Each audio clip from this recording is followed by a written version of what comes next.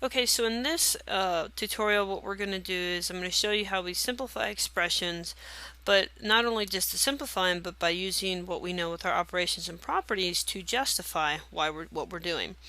So here's our problem.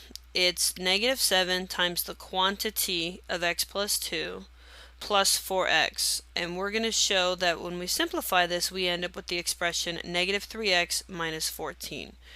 So in our first step, we're actually going to just write the problem, and I'm going to go ahead and number everything so it matches up.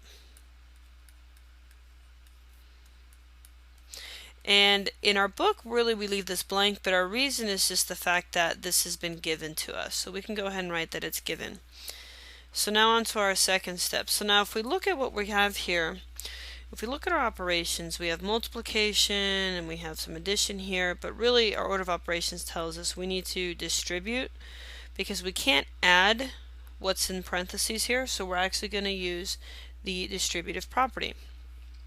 So we will get, when I go ahead and distribute the -7, we will get -7x minus 14 plus 4x, and then of course our reason is because we used the distributive property, and I'm going to abbreviate property to prop.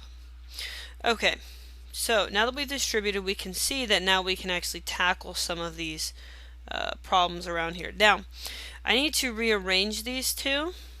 So what I'm going to do is the 7x stays by itself, but I'm actually going to switch the 4x and the -14. And my reason for allowing me to do that is the commutative property of addition. So when I move this around, I end up with the 4x here, because I want to put like terms next to each other. The -14 is there.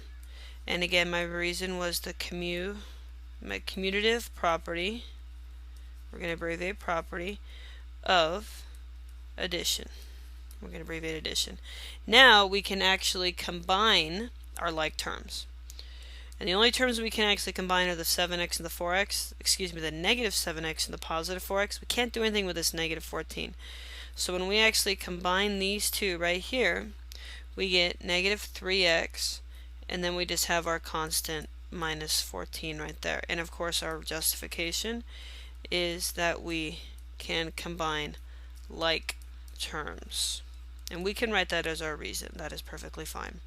So that's it. We're done. We've now shown, this is what we started with right here, and we've shown that we can get this is our answer once we simplify all the way down there.